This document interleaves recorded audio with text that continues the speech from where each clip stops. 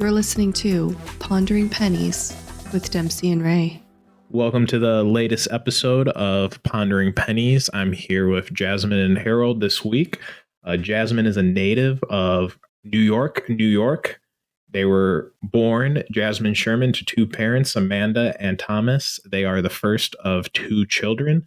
Jasmine has graduated with a Bachelor's of Arts degree in business from the University of Phoenix, and they have a master's degree in finance from the University of Phoenix as well, and are looking to run for POTUS in 2024. Jasmine, if you want to take a second to introduce yourself. Hi, I'm Jasmine, and I am currently already running my race to be on all 50 state ballots in the 2024 election. If you live in the great state of Florida, Mississippi, Louisiana, I'm already on your ballot, including Connecticut. There's some more places. I'm not going to list them all, but we out here. And I don't really have any better, fancier introduction. You already gave my succinct life story. With for some of our audiences that may not be super familiar with the U.S. political system, how does that work with getting approved to be on a state ballot when running for POTUS? So every state has their own barriers to entry to be on their ballot. The state of Louisiana just needed $500. The state of Mississippi needed 1,000 signatures and $2,500. So every state has their own process. When we were going through Connecticut said, we don't let independents be on our ballots. And we said, okay, cool, we'll go to court. And so one lawyer conversation, we had access to their ballots. It really is just the states. Unfortunately, not enough people have had the technology and had access to resources to try to successfully make a presidential bid. This is the first time it's ever been this easy. Okay. When it comes to getting those signatures, is that just like when you see those door-to-door initiatives with people out there canvassing, or what exactly? So we like what to is gather the criteria? Every state sets their own criteria. So for some states, I, as not a person that lives in that state, I'm not allowed to touch the ballots, the signature sheets at all, right? Every state has their own requirement. I'm going to use Mississippi because that's the most recent state that we were successful in. In Mississippi, you show up with your clipboards to however you organize the people or the populace. And then they sign. If they sign and they provide their information in their district, then that counts towards it. Most states do not allow digital signatures. Alabama is a state we're working with now. They do allow digital signatures. So however your state says that we can collect, that's what we're doing. It has not been a requirement that we have to go door to door. So we've been meeting people where they're at strip clubs, at social events. Today we were at a drag show. It's just where real Americans are. That's where we're trying to be. And real Americans are the people that want change. So we've been very successful. Have you run into any issues that you weren't expecting when it came to, because I'm sure there's complications with like setting up field offices across the entire country in different states to kind of get a grass movement, organic kind of campaign going where you're not backed by large donors? Yeah, so we don't have field offices. We live in a digital space. We exist. So when we first got started, we had set up a huge Discord server, and then the federal government was like, you can't do that. We don't want people organizing that way. So we moved to an approved Wix site. That's not the greatest, but it is what we got. So we do everything digitally. We have all our meetings via Zoom. We have so anybody who has meetings, we record them. We provide them on Twitch to people. There's nothing that we need a brick and mortar space to do anymore these days. That's crazy that the government told you no to Discord. That's so weird. Yeah, I mean, it's not if you look at that most recent leak in that Minecraft Discord. But is it like a government policy because you're running a campaign as to what spaces you're allowed to come? Yes. So it's not just about anyone who's, collecting themselves on some space. The government's going after them necessarily. Right. This is only because I'm running for president of the United States. The same procedure, the same standards for Congress people and senators don't apply. Even when I fill out my 287G, which is your quarterly ethics paperwork, the rules are not the same. Everything is different based on what office you're applying to. And so the ethics officer that we had at the time, my social worker for this process, said that was not approved. So it's similar to why I'm not able to communicate in direct messages on TikTok as well. I didn't know you weren't allowed to campaign on TikTok. That's crazy. No, I feel like I can campaign on TikTok. I can't have any private conversations on a Chinese application. They're okay. very So you couldn't DM like a constituent if they had correct. questions on TikTok. Correct. They need to go through email. Mm-hmm. Oh, that's crazy. Well, It is, but I'm going to meet every hurdle they throw at me. Part of me believes that they're being additionally ridiculous because they don't want new people. But I'm, like I said, we are in it to win it. So if they come up with a crazy hurdle, we meet it. Like we don't have an opportunity to make excuses. It's either we're going to do this and suck it up or we're not. where did the initial drive to run for POTUS come from? Was that always kind of something that you were thinking about? I was always hoping to be like, I like, if you knew Greek mythology, I'm more of a Dionysus kind of person. I like to be near bodies of water, drinking alcohol and talking shit. I am not inclined to be a politician. This is just, I believe there is no wrong way to protest. And I don't agree with the way the country is going. My grandmother died from COVID, and then Kyle Rittenhouse was found not guilty. And so it was a culmination of emotions that had me going on a beach trip. And I was like, you know what? There's no point in just lamenting all the time. I'm either going to fix it or I'm going to shut the fuck up. And I love to complain. I am excellent at complaining. And so it was more important to still be able to bitch while serving my community. So that's what I did. I just decided I was going to start the Jasmine Sherman for President Committee. And I did that. And here we are, almost 2 years later. Yeah, I think that's very important. Not sure what the right word is, character to have in a system, regardless of its flaws, is open to everyone to participate. And it really annoys me when people complain about the system, but don't actively participate in it at all. Guilty. It's not too late, though. We'll help you run if you want to become a unicorn. We'll help you. Well, so reading over some of your platform ideas, we noticed there was a lot of bullet points on there. Everything from guaranteed housing to UBI, universal healthcare and education, to energy and immigration reform. What would you say are like your top three if you really had to list them out in order of priority? Guaranteed housing. There is no reason on this rock that anybody should not have a place to live and some food to eat when they get there. But that is not, the food to eat part is not my main priority. Guaranteed housing. I do not want to see another person living in their car. I mean, if you like camping, by all means, please go camp. But at the end of the week, you have the ability to go home. I run right now a mutual aid in Charlotte, North Carolina, and we take care of 28% of the houseless population. I had tried to buy the jail. I had tried to buy different things as an individual consumer to provide for my community. And our leaders here where I live were not interested. They wanted to sell it to investors and people that they could charge millions of dollars for. And so I'm tired of seeing people without housing. I'm tired of seeing children who were born to people that we don't want to help provide resources for, break up families, right? So housing keeps families together. That's my most important thing. The second thing is universal healthcare. I did say my grandmother died because of COVID, but she had a seizure. And when I say she didn't have COVID, there were no hospital beds for her. And that's how she didn't get the care she needed because other people didn't have access to care. It impacted my grandmother who had insurance, right?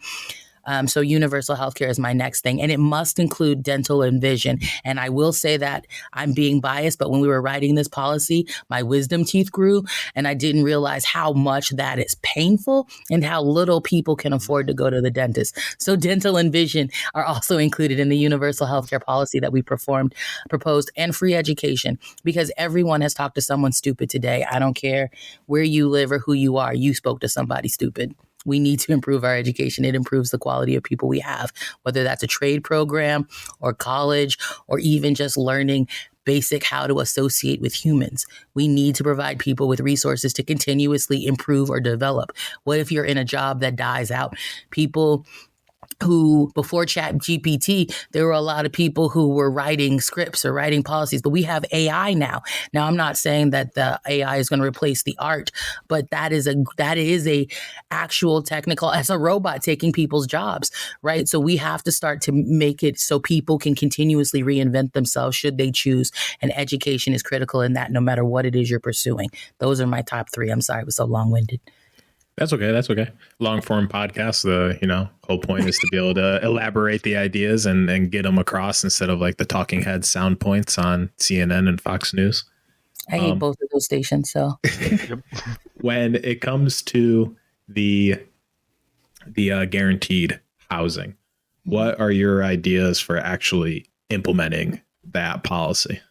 Oh yeah, I'm choosing violence, right? Like not actively choosing violence, but I'm going eminent domain. There has never been a case that the federal government has lost for eminent domain, as long as it meets the criteria of you compensate the original owner, which we plan to do, and it's for public good. Not only am I planning to use eminent domain to buy your house from you, I'm going to give you that money and you're going to remain in your house until you decide you want to move. So I doubt that they'll win a case against it because we're not asking you to leave. We're not vacating. We're just saying that you no longer own the deed. And for anybody's like, that's not fair. Only 4% of Americans own their house, no rent, no mortgage. That's it. Only 4%. That's not enough for us to be successful. And anybody who knows, if you miss your property tax payment, you don't own your home for much longer. But because we are buying your home, I will be the only person on the campaign trail eliminating property tax. So when you say buy somebody's home and ask them not to leave, so it's not buying the home to provide the home to somebody else. It's just buying the home to eliminate that debt to provide them to be able to live in that house for free moving forward. So it's about making it constitutional. In America, I can't give one group of people something and not give it to another people. And if I want to take houseless people and provide them with housing, I need to provide housing for all Americans. And that's what happens with our social programs. They pick and choose who they want to serve. If I'm going to give it to the goose, I'm going to give it to the gander. Everyone gets the housing for free and compensated. So no one could be mad that houseless people who didn't pay in are now getting something because you paid in. So I'm paying you back. Enjoy the fruits of your labor.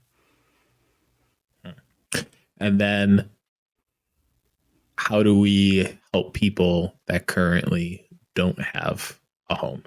So the way that order works is, I'm running on please vote for Sherman, right? So we are already still in the background trying to work on an app that works like Zillow or Airbnb. So that way, when people are ready to, like, once they said, oh, Sherman is one, we can begin. Legally, we can't enact any policies, but we can begin the groundwork to make sure that software is ready, because the first layer of people that get housing are the people who are literally houseless and the people who are in domestic violence situations where they don't feel safe. So they would log on to the app and pick the house that they want. Now, there is a requirement that whatever house you choose, you do need to stay there for a minimum of 6 months, unless a domestic violence situation occurs or a natural disaster like flooding or fire or something like that. Then you would get to relocate. But we're ideally saying you can live wherever you want in the United States, as long as you stay there for a minimum of 6 months. And those would be the first group of people that would have access to that program. Those are the people that we would ask to sign up once they announce that President-elect Sherman has won victory. So are they the houses you own that are empty that they can go to? Because I heard two different ideas. I kind of like both of them. Or was it that I could also, if I have an extra room in my house, sign up for this so that if someone is houseless, I can... No. Okay, so that's not my plan at all. That's somebody else's plan. No, I believe in giving people their own space, not inviting people into your home or to your family's home. What we will be doing is buying all of the homes that are currently on the market for everyone that is houseless. And I'm still using eminent domain, but any house that's currently on the market is already for sale. It's already fixed up. It's already repaired. Those homes are available. We're going to put people in them. Those are the first homes that are available. They're not hurting anybody and not displacing anybody. For even in communities, but across the country as a whole, there's obviously different standards of living throughout the states. Do you have any concerns about providing the same level of housing to people? So we are eliminating trailer homes because they're not safe environmentally over long periods of time. And we have a lot of trailers that are currently out there that are not in the best shape. It doesn't look good visually, and they haven't been taken care of. For people that are living inside of them, they have a lot of breathing trouble. So trailers might be something that is eliminated. But no, we have enough homes already on the market that are of good quality. Look at Airbnb. That service only functions because there's a surplus of homes. We have enough homes to house every houseless person in the United States of America already with inventory. So even if you get rid of kind of the lower end side of things with trailers and stuff, are you worried about any disparity that grows into discontent amongst people? Because you're going to have people, you mentioned, basically paying off the mortgage for people for them. In turn, they no longer hold a deed to that house, but they, in turn, they don't have a monthly mortgage payment. But you might have somebody living in a 2-bedroom, 1-bath in West Virginia that costs $80,000. And then you might somebody be living in a $3 million 5-bedroom, 5-bath beach house in Miami. So then you just move into a 3-bedroom, 5 beach house. So there are things inside. If you inside the policy that state, if you are someone that takes one of those larger homes, if your family size is not large enough to fill those homes, so this might be where you got the other idea, Harold. You would be asked to let that be a place where people who are single and have a life similar to yours can move in. So that is how people can share rooms. If someone takes a house that is 3.5 million, 36 room, they have to be willing to have roommates or have the family size to accommodate that. That is already included in the plan. But the beauty of this is if you are someone who's like, well, at the time I could only afford this 2-bedroom, 1-bathroom house, then when your phase opens up, move. You can move to the beach. That's the beauty of it being constant, for everybody. You don't have to stay in your house, move somewhere else. You didn't have the money at the time, but now you have cash and you can relocate. Are you worried about the possibility at all of interstate migration patterns changing a lot due to, because obviously housing and healthcare are two major financial concerns people usually have across the country. So I know for sure my wife I am not a heat person. Okay. My dream place is in the woods in Alaska. My wife wants to be on the beach though. So if it was up to her, we could get a free house in Florida. She would be like, you're moving there, Dempsey, whether you want to or not. Yeah. So Dempsey, consider this though. Your wife could get a free house in Alabama. It doesn't have to be Florida. You could live in whatever temperature you want to live. A lot of people, we're hoping for interstate migration. The state of Alabama needs people that can use technology. We plan to revitalize, so I can pay for people's reparations. We plan to use that farmland to grow cannabis. There's all kinds of things that we could do. We need people of all skill sets to be in every state, which is why we have to put a medical facility that provides for the full body, mental, physical, vision, teeth, all of that should be in every zip code in the United States. By doing that, we put more people to work anyway.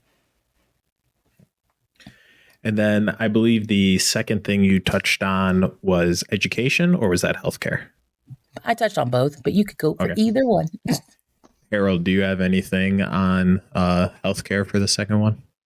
No, I'm enjoying listening. I've had lots of thoughts on all this stuff. So even my thought before on housing, because I've also been thinking about housing, and I'd asked because I'd kind of thought about this concept of individualism in America and just this idea that, we have to live in one house, one family. So I'd asked that question because I had thought of if we could socially change this idea of kind of living together, which might be a more historic thing people actually used to do pre-capitalism, or at least late-stage capitalism. So I'd ask those questions along those lines. But I'm just enjoying listening. So just so you know, though, we are encouraging communal living. So if you know of old malls, we are trying, because there are a lot of people who have allergies, and as our environment has changed, we are looking into taking the malls and making them fully fledged self-sustaining communities. So where you would have shopping, those would be replaced with domiciles within that facility. to protect people who are like single parents and want to live in a village kind of thing. We think that old malls would be an excellent place to do that and provide for people, especially because they have the resources, they have the food courts, they have all the sustainability. Right now, malls are they're falling to the wayside because corporations are moving away from brick and mortar. And so those entities are already there. The infrastructure is already there. We might as well provide that for people who want to live certain lifestyles right there. So I got two things and I got a question. Another thing that I think is a benefit of that too is you could argue it might help the mental health crisis to some extent because alienation is such a big part of that. And the more communal living you do with the more people around you, it helps people just feel connected, people who might not have even thought they were alienated in the first place. But my second question is, what about like the discrepancies, not just in the housing sides, but just like the area? Like I think of a place like Iowa or Nebraska, where a lot of the issues of living in Iowa and Nebraska is just how spread out everything is, how rural, you got high suicide depression rates. So I'd personally live there because I'm fine with alienation to some degree. But yeah, how might you prevent a whole bunch of people going towards just the coastline in general? So we're building a train. So when I'm no, seriously, I plan to put people, I believe that it's time to give us a train that goes from east to west coast. People with disabilities are harmed at a higher rate because they have no mobility. We don't have mixed walkable neighborhoods. And so the first thing we need to do is like, I'm using this example not for political fun, not to be funny, but we need to do what Disney does. You know how Disney uses that monorail to connect. I said collect. I'm so sorry, guys. To connect all of the different parks. Yep, we need to do Disney. that. I've never been to Disney, but I do know about, like, that was one of the presentations that we went through to try to decide what kind of rail system that we would expand to for our infrastructure plan. We want it to be where you could be in New York on Monday and get to California by, at least 2 weeks on the rails. You know what I mean? Like, we have the technology. Those trains don't cost as much as they used to. They don't hurt the environment. And that's the fastest way to link all of us. We want people to be able to decide my life is different than it was 6 months ago, because not everybody does like living at the beach, right? Not everybody likes living in cities. And I think that this would be a great way to create more diversity and more inclusion and have people not just live where they live. It gives them something new. So I think that the train is going to be a really, really big part of it. And it's not something that's going to take 25 years to build because we're not our grandparents. We know how technology works. We know how infrastructure, if we actually let the most talented engineers be able to create what they need for us for our infrastructure without worrying about how much it costs, we can have something better.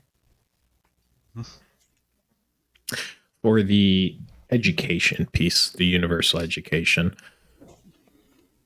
what does that look like in implementation? Does that look like you can progress to an associate's for free, a bachelor's, a master's, a PhD, or just kind of like a lifelong continuum of education, regardless of what degree you're pursuing, if any degree at all? If you're just, taking a class because maybe that class interests you, but you have really no interest in pursuing that as any kind of minor or major? So it's actually the latter. I want you to educate yourself on whatever it is that you want to educate yourself on. We are all aware a degree does not make someone a smart person. It doesn't make someone a kind person, but a person that is interested in consuming information typically is a better contributing member of society. Education shouldn't cost what it costs, especially because we have books that are digital, right? This is prize gouging. This is greed, what we have for our education system. I think that what we should do is make trade programs as available as college programs, and whatever it is you want to pursue in your career or your quest, then you should be able to do that for free.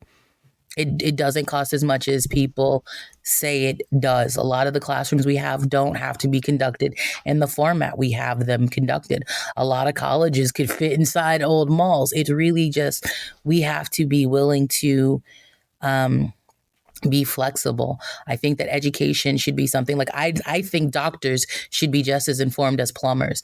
I think that because of the cost of education right now, people are like, I got to learn one thing because I can only afford one thing. But I want people to learn whatever they want. I want nurses to know mechanics. I want engineers to know cooking. I want anybody that wants to consume information to be able to consume it. With the education, do you see that as kind of like the housing thing where the government's stepping in and taking over secondary schooling as a whole, or still having private institutions but having a public offering as well past grade 12? No. So I would eliminate all private educations. If you want your kids to have a specialized education, then you need to homeschool them. Because what happens is we have a private system and a public system, and people are taking from the public to give to the private. And we just need all education to be of substance. There shouldn't be any kind of education where you're like, well, I need to pay better. No, if your child deserves the best education, the child next to your child deserves the best education. And the way we guarantee that everyone gets it is to make sure everyone gets a good public education. So no, there wouldn't be any more funding for private institutions. But if you are someone that needs to teach your kids specifically certain things, by all means, we will provide you with the resources to homeschool your children. Now, would that be like a law that's passed? Because it sounds like if you didn't want any more private institutions, you'd almost have to make it illegal if that's what somebody wanted to do. If there was nothing on the books saying that they couldn't, how do you prevent somebody from offering a private option? Yeah. So if I can be 100% truthful, I'm smart, but I do not have all the languages that the lawyers that work for us have.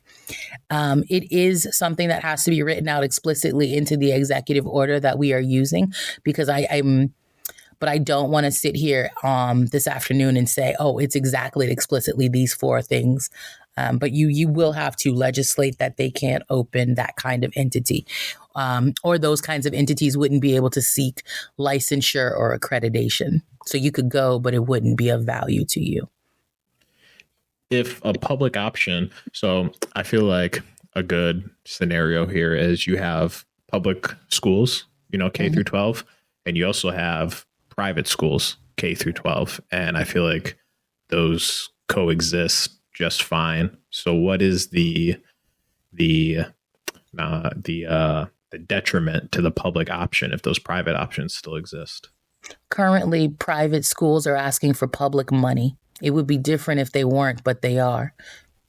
Would it be less government overreach to simply make a change and state that those private secondary options are no longer available for public funding? So I can't pretend that I am not a fan of government overreach, right? Like the whole thing is government overreach.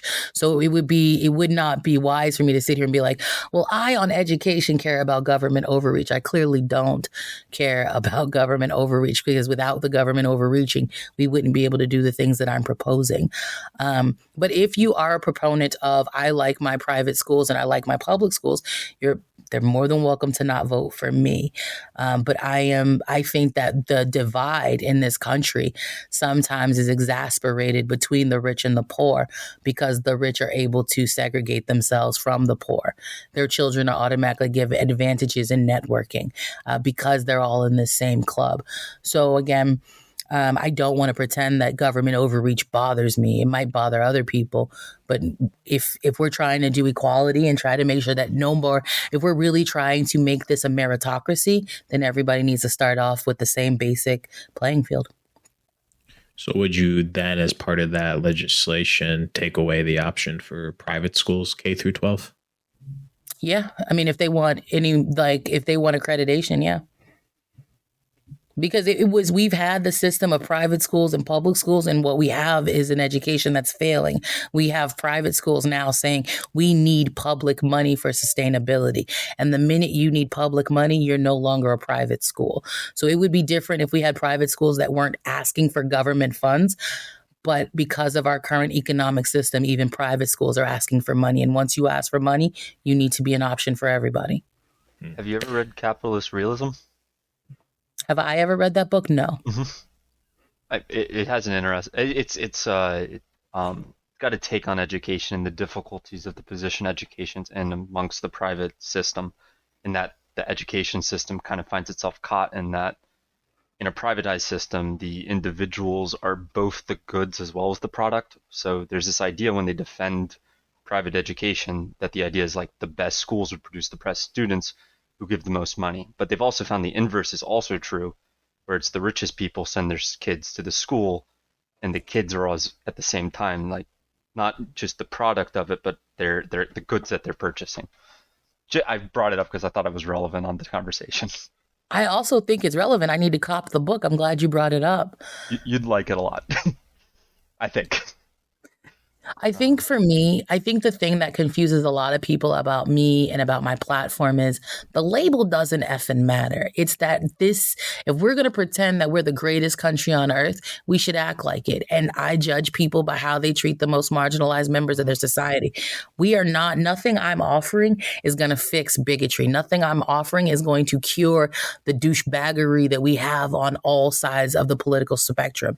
But what I can assure you is while people are deliberating on the more nuanced information, people are not dying. People don't have high anxiety. That's my goal. I can't fix all the things. I don't have a magic wand. I'm not looking at all the things. A lot of the times people ask me, well, how are you going to stop racism? That's not my fucking job. I can't do that. But I can make sure that while you are dealing with the complications that come from racism, you have a quality roof over your head. And a good education so you can be different, you can be better. A lot of times I hear people that complain about the government and how inefficient it is, but they're not complaining about millennials. They're not complaining about zennials. They're complaining about our parents and our grandparents who don't know how to use the technology to our advantage, who refuse to try something new, who are greedy. So like when we have a government that's not working for us, we have a government led by people who have no interest in working for us, because if they really cared about this country, you've been on this job. Some of these politicians have had the same job for 20 years. If you couldn't negotiate what you wanted in 20 years, you don't need to be there, my boy. Like this is the kind of stuff that I'm saying. Like our government is failing because the people behind us are leading us have dementia. Yes. So like I add one nuance then, because I liked what you were saying about the government overreach, but this makes me think of that too, in that I also don't mind government overreach when it's a government that's by the people for the people. Where like if it's this current government, then I guess I do have a problem with government overreach, such as like, abortions, LGBTQ rights, because that's all government overreach too, but it's by a government that's, I guess, bad faith to the people's real wants and interests. Right. The government. So like if you want a medical procedure, and this is the extreme, gents, but you said I could say what I want. So let's say you decided that you wanted to be a mermaid. If the technology is out there for us to affix a blue and pink, I like these colors, so just go with me, a blue and pink tail with scales to your forehead. If that is something that is feasible, fucking we're going to do it. Because I feel like people, if we stopped trying to mess with people, stop trying to control people, I think that this would be a better nation. If we allowed people, and again, not everybody's going to be down with the mermaid crew, but if you a mermaid, I want you to be a mermaid. If you got a tiny penis, I want you to have a bigger penis. If you got a big penis, you want a smaller penis, I want you to have a smaller penis. If you are someone that is short and wants to be tall, or tall and wants to be short, if the technology exists to give you what you want, I'm going to pay for it. And I'm not just doing that out of principle to fan anybody's like, the gay community or the trans community. What I'm saying is I buy in bulk. We shop at Sam's Club. We shop at Costco to do things in bulk. Providing people with the care that they want as often as they want keeps the economy flowing and keeps people fucking happy.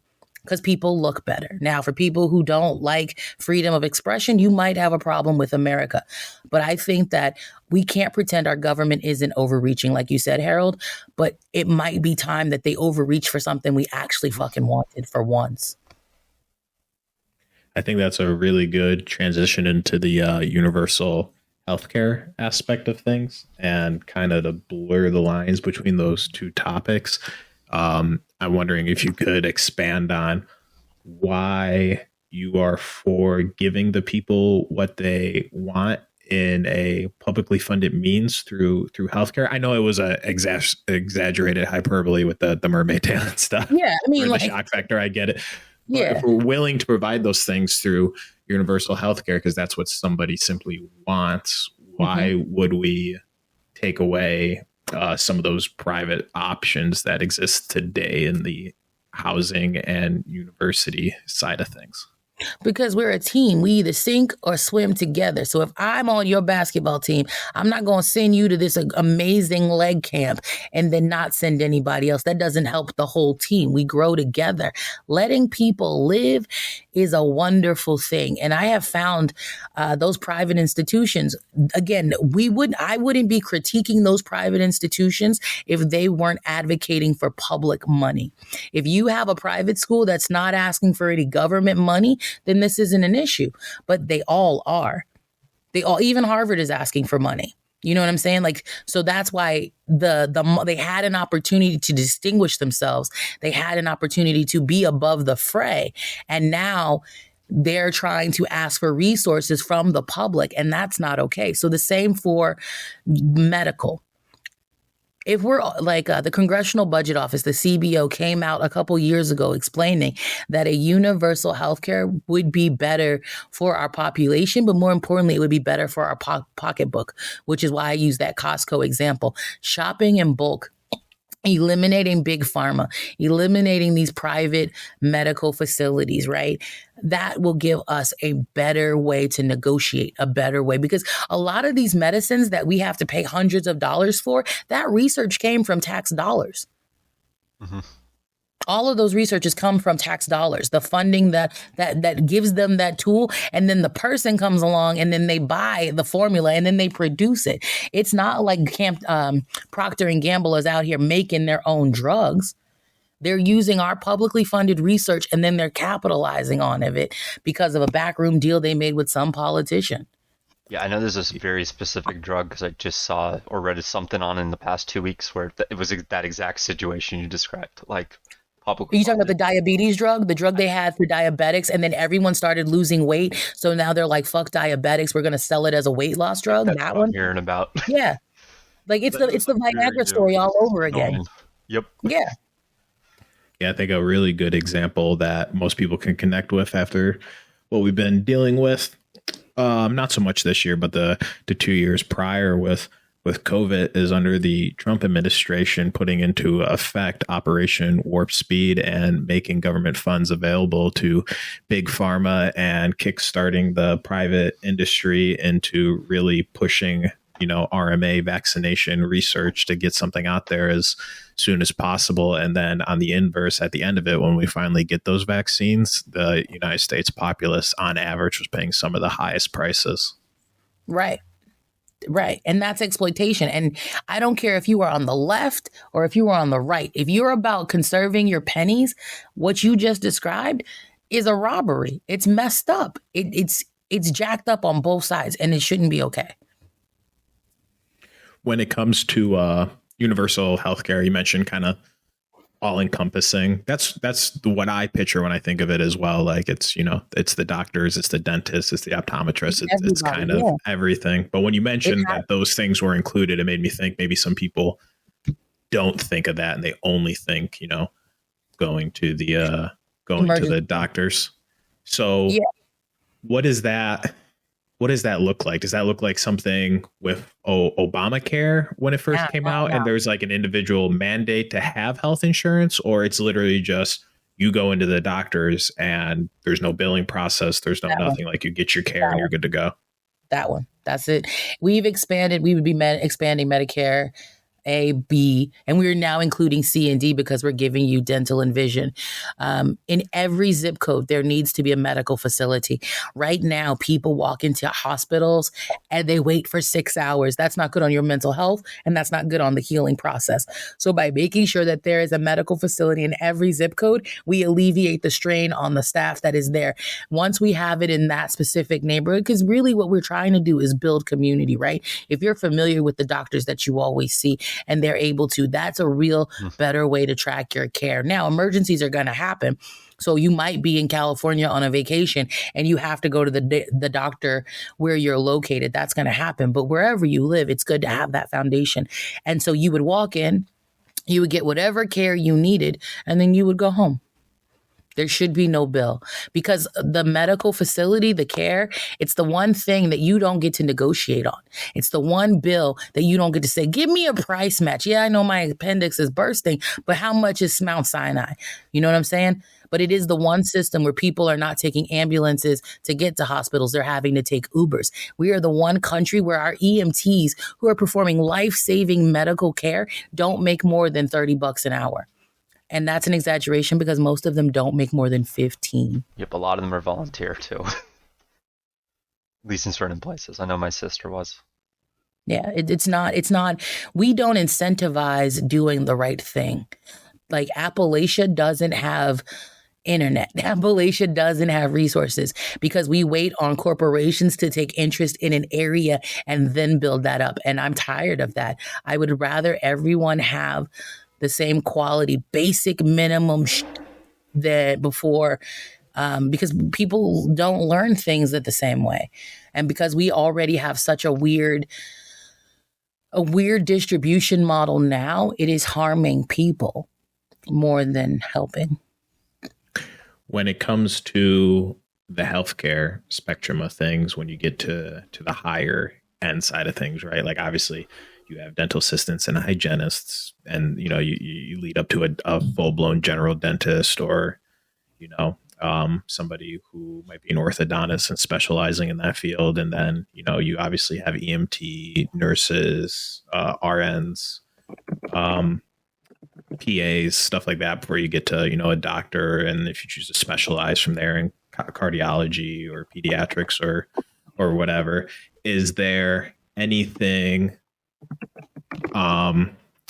sorry about that, I got closer to the mic. Is there anything where when you get to those higher echelons, obviously in our current system of doctors, optometrists, dentists, the pay reflects accordingly? Yes, and I'm not saying people would stop pursuing those career fields, because people will always do things because that's what they enjoy to do. And some people will still do it because the prestige of getting that far in their career. But in a free system, how do we compensate people? I mean, well, it's a surgeon still has more skill than a pediatrician. No disrespect, y'all. Don't come for me, medical community. Don't come for me, because kids is bad and I know you deal with babies. But what I mean is, we're not like I'm not. That's what I'm saying. I'm not. None of my policies are anti-capitalist. I'm not changing the pay scale for surgeons. I am going to give nurses, EMTs, CNAs. They're going to get a bump. Yes, by all means, because they're living under poverty wages. Right. My platform is that we are going to make pay. We're not doing minimum wage anymore. We're going to do index living wage. And what that means is when Walmart goes, hey, consumer, we got to raise our prices. We go, great. Make sure you raise those wages. Do you see what I'm saying?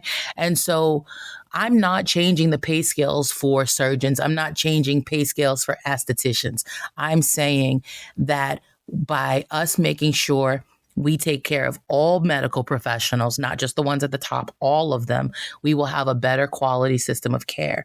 But I also think that it will help to make sure that people, because once we make it a lot more reasonable to live, there are people who pursue medicine because it's one of the higher paid professions, not because they love to care for the human body.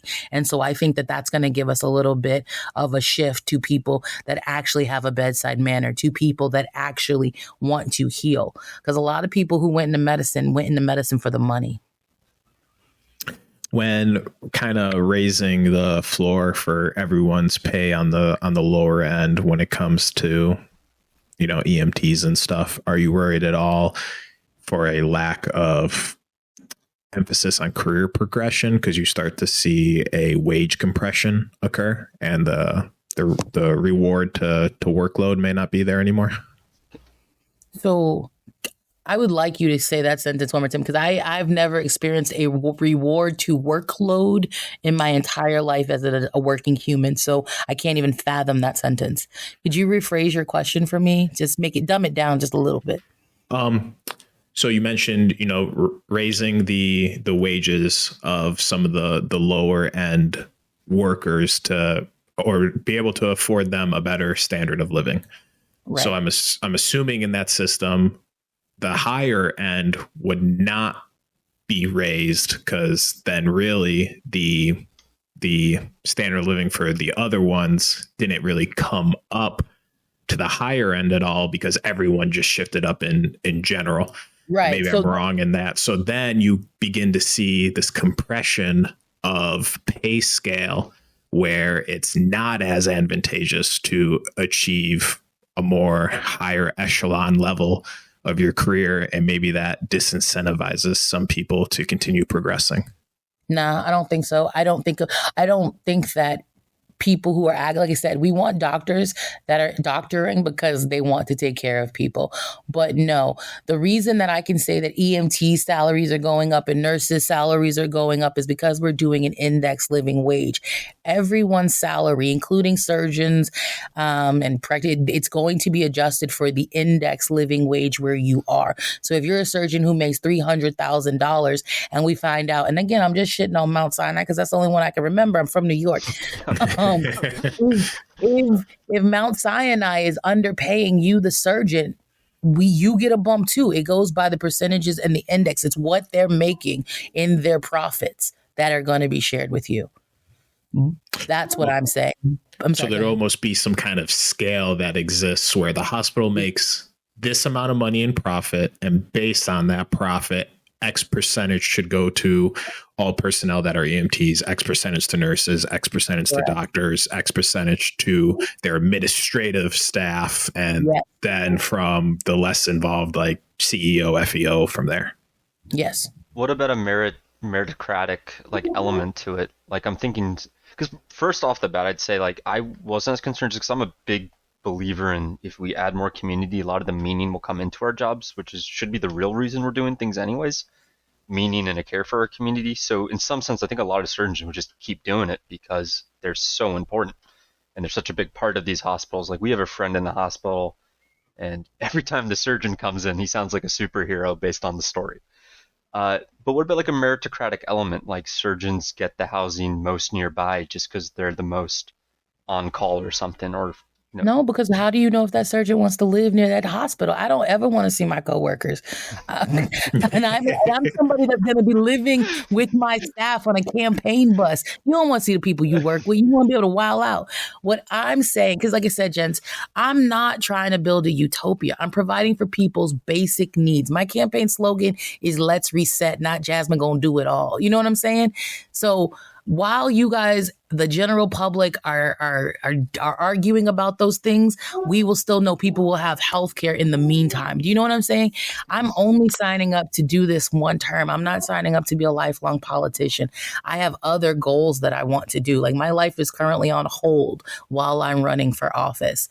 And so that's the thing that I say. I think it's the America's public's responsibility. Once I'm elected and I write the age cap policy and I write the executive order for the age cap and the executive order for term limits, it is going to be your responsibility as the citizen to put politicians in there, younger people who actually want to hear what the public wants and wants to shape our society. I'm coming in basically with a hammer and I'm breaking walls because there's a gridlock. Nothing is happening. Mm-hmm. And all I'm doing is facilitating that lubrication of new things, right? And so it will be on you guys, the public, the community, to decide what you want it to look like. You can adjust it. But in the meantime, I'm not messing with those costs. I'm not messing with people's self-esteem. I'm just making sure that everybody can get the care they need. My focus is bringing home all of our soldiers so I can fill in the soldiers. I mean by the people who are performing medical, because we're talking about medicine and stuff like that. So I didn't want to be weird. I don't need to bring a bomb tech to a hospital. So follow me again. I want to make sure that we cover the gaps in healthcare that we are currently facing. by bringing our trained medical staff into America so they can fill some of those gaps and let them serve their country this way. In the meantime, we are going to fast track people who are CNAs, who are EMTs. Do you want to learn how to be a nurse? Do you want to be a doctor? We are going to do our resource. My focuses are on that. My focus is making sure that we have an aging population that is going to need access to care, and they don't have the workforce to cover it yet. So those are my priorities, not will the surgeon be able to get a Bugatti? Like, I don't want to lie to y'all. My priorities are what, like, the house is on fire and I'm just trying to get, like, put it out. So some things I wanted to jump into based off of that, the executive action and the your progressive tax base stance. But if everyone's okay with it, we are about to hit the 50-minute mark. If we want to take like a 5-minute break for water and restrooms and then jump back into it. All right, and we're back from that break. So during your three main points when we were talking about universal health care, education, and guaranteed housing, I noticed a lot of mention of the use of executive actions. Have you or your team looked into at all the legality of what you can and can't kind of go on the war path? I'm not sure if that's the right term, might be a little aggressive, but the war path of executive action and almost kind of know what you can get away with, or you're just willing to go in there and see what people will call you on once you try and enact it, kind of thing. So here's the best part. Oh my God, I'm excited. For anybody that can't tell by my octaves, I'm very thrilled about this. Luckily, since FDR and his precedent 1,076 executive orders, that gives me a wide berth to be creative. But when you add the executive order power plus some of those Patriot Act powers, presidential powers that did not get revoked, you get, and if you are willing to call a national emergency, you get additional powers. It's like, I don't know if you play Dungeons and Dragons, but it's like getting additional points when you roll your D20. It's a beautiful thing. So no, I don't plan to negotiate with the House or the Senate. I plan to utilize my platform and put it into process through entire executive order. Our goal is to overwhelm the court. And so an example of how that would look like is previously Joe Biden, who is also writing some executive orders. He recently wrote one that's going to switch credit to a social credit system. For anybody that's curious, it's kind of like what they got in China, but even worse because it's America and people don't like to be monitored. But look into that when you get a chance. But yeah, you can write an executive order for anything. But what happens is it's up to the Congress and the Senate to sue you. So for people who knew about when he was promising student loan money, right? He wrote a shitty order because, again, to make it constitutional, you got to give it to everybody. It's got to apply to everybody. So my staff and lawyers said, we knew that what he was doing, we knew he wanted it to fail when he only gave it to different people and then gave those groups of different people different monies. We knew that that was not going to be constitutional. That's not going to be constitutionally viable. So one, if you're going to write an executive order, make sure you write it in the way that it will not get overturned as being unconstitutional. Second, we are going to write every executive order as its own piece of legislation. So because I told you I'm doing an age cap, I'm doing payroll limits. So like your Ted Cruz is no longer going to get a salary. He's going to get the index living wage for the person that lives in his district. So whatever that is, that's what Ted Cruz is going to get. So making sure that they can no longer own commodities, making sure that they cannot be lobbyists. These are all bills that are going to executive orders that are going to go in individually. So they will have to sue us individually. And again, I'm giving this time frame because we know from the time that Joe Biden wrote the executive order to give student loans away from the time that it made it through the court to be overturned. That was months. But in the meantime, student loan payments stopped. So you have to ask yourself, are your elected officials going to spend that time going through all 3,000, because we think we're at 3,085 of our executive orders, or are they going to do the ones that benefit them first? That is the gamble you have to ask. And for anybody that's like, well, they're going to do it, you're also ignoring the fact that I'm an independent candidate who, through most people's opinions, doesn't have a shot. So when I make it We already know that is the will of the public. It is the will of the people. So now they're definitely going against the will of the people. So that is how we plan to play that game, to get what I've promised through legislation, because my things work in the first 90 days. They won't have court briefings or a court time before those 90 days, and people are already in those homes. Are you worried at all? I feel like a lot of people learned under Trump, love him or hate him, he is not a statesman. He's not a politician, right? Especially in his demeanor and his vernacular. And I think a lot of people were shocked to learn a lot of things in politics aren't written in stone anywhere. It's just kind of the rapport that's expected of one to act and conduct themselves. Are you worried about a flurry of executive actions like that, kind of opening Pandora's box and creating a dangerous precedence to kind of willfully overwhelm the system and kind of play a game of chicken with any predecessor that comes after you? What I would hope is the American public would learn from what I took advantage of and decide for themselves if they want to leave the door open to do that. I am only running one term to provide people's basic needs. It is going to be up to you, the general public, to either maintain, sustain, or go back to what it was. But people need a break. And at least during my 4 years, they have an opportunity to save money, get a break, and get their lives together. If they want to sustain that, then they might need to elect people who say, okay, this is cool what Jasmine came and done, but we should not let anybody else get an opportunity to do this. They should do that. The Patriot Act powers should have been revoked when that war stopped. Right? So it will be on the public to say, we don't want this to be feasible. Or someone will say, we might need to leave it like that again. I also need to let you know, though, my goal is a lot of the things that I'm talking about are not cheap. And so we have to cut down some of this government. So a lot of my executive orders will be eliminating a lot of those 3-letter alphabet agencies, like no more FBI, no more CIA, no more NSA. Those entities don't give us a return for what we are paying out. They don't protect us. They don't keep us safe. And it's hurting us. So a lot of that money is going to be made up for to go through those programs, because even with the plans that I've given you, I still have not touched the military budget. I think Harold would reassure you on this one. I think we just became best friends. Yep. I just got all rizzed up in my jiggly bits when you mentioned the Alphabet Soup Boys. I tell you what, I do not like them.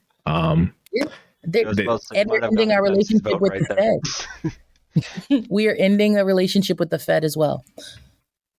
My biggest problem with the Alphabet Boys is they are almost like a semi-autonomous government in themselves that is completely devoid of any checks and balances of the other branches of government, and they'd be given this massive leeway to almost, instead of enforcing legislation, creating the legislation themselves through all these little special rules that they have and weaponized against the American public. Maybe that's just me getting a little radical right now, getting a little too excited. No, but like, what if we actually, no, this is what happens when you have people that just want to serve the country and get the fuck out the way, right? Those agencies are abusing people. And I appreciate that. Listen, for anybody that doesn't understand, I am following the Donald Trump school of thought. Be yourself. Be honest. Now, my things are a little motivated very differently. I am not Donald Trump.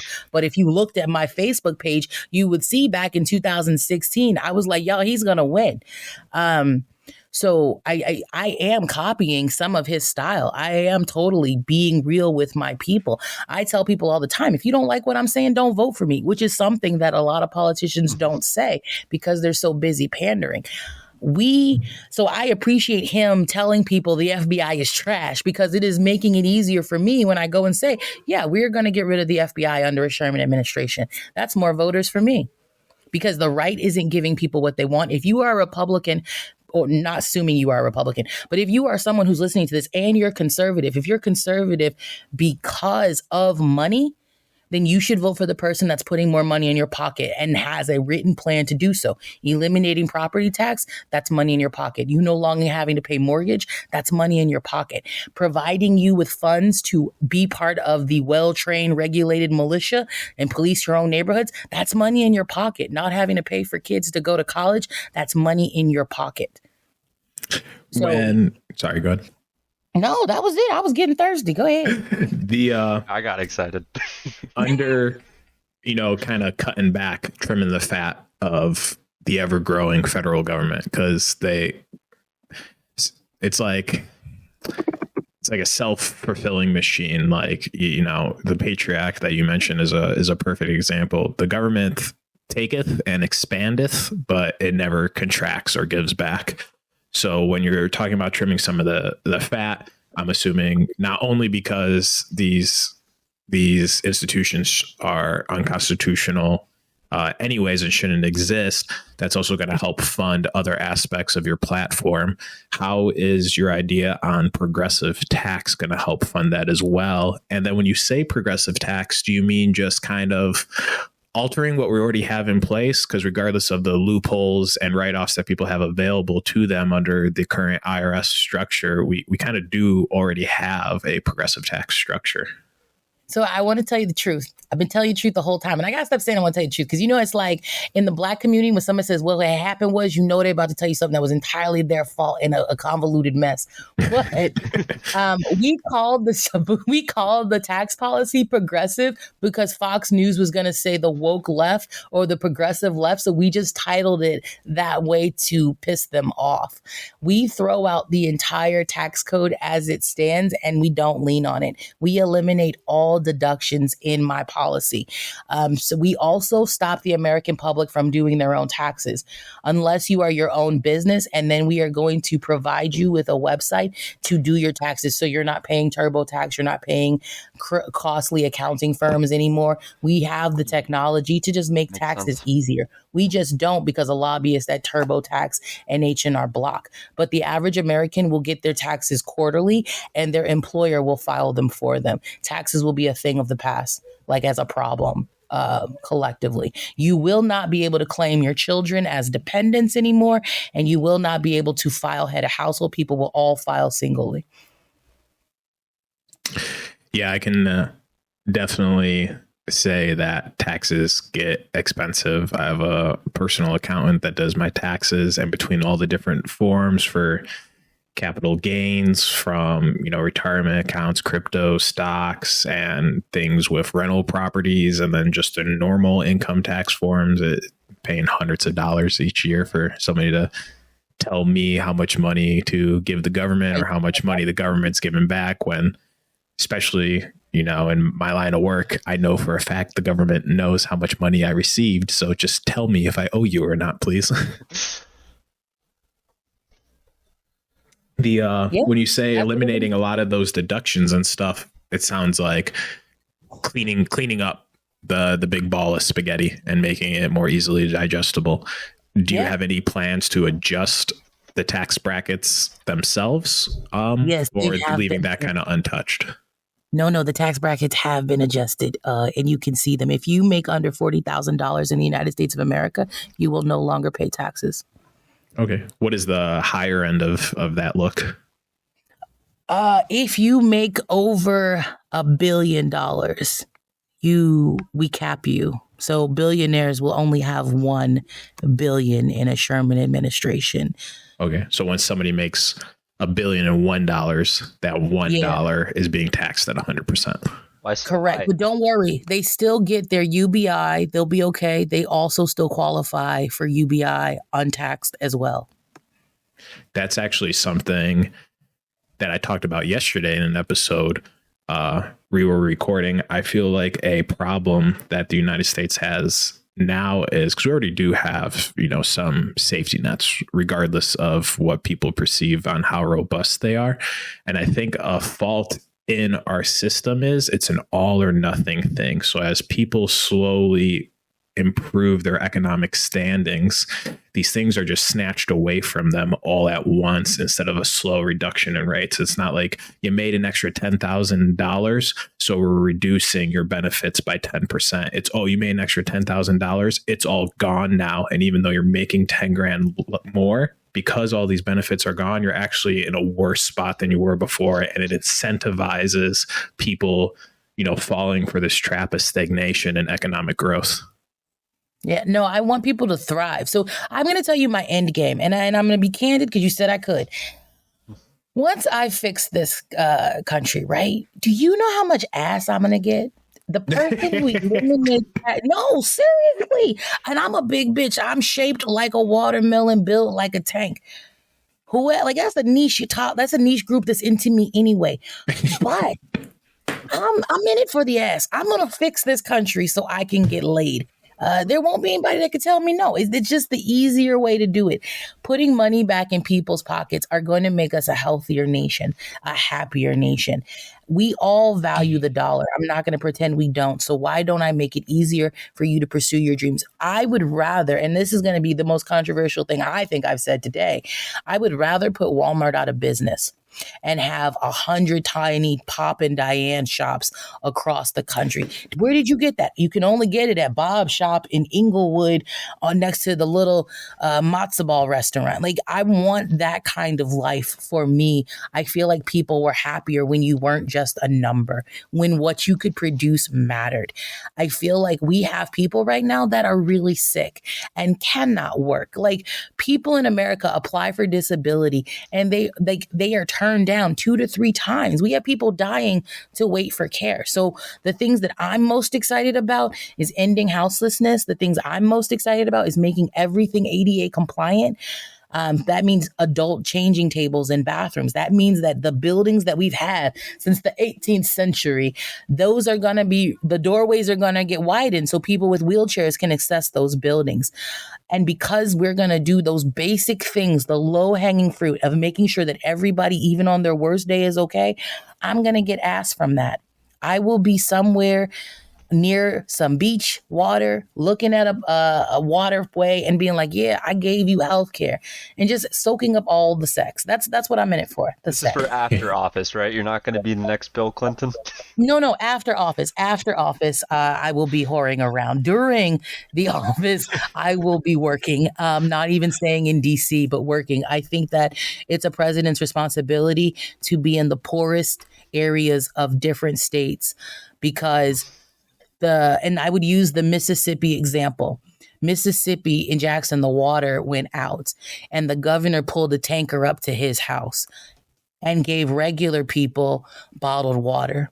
You see the disparity in that? That's the bullshit. But if Joe Biden had took his happy ass to Mississippi, I feel like that problem would have got addressed, and not took it for a photo shoot, but took it and stayed there. Him drinking the same water that they're drinking.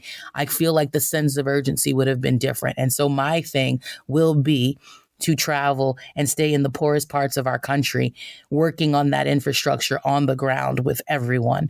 And that's where I'll spend 3 months of each of my periods. With the progressive tax, what are your thoughts on make it even more simpler and just have a flat tax across the board, whatever percentage that is? I don't know. But, for easy numbers, say it's 20%. It's still progressive in nature in a way, because if you make 100 grand a year, you're paying $20,000 in taxes. But if you're making $1 million a year, then you're paying $200,000 in taxes. So it's not like the tax burden is shared equally across the base. So, I mean, is it okay if I just tell you what the brackets are? Like, would that be easier? Because I feel like it sounds scary because we haven't talked taxes like in general, or yeah, that's fine.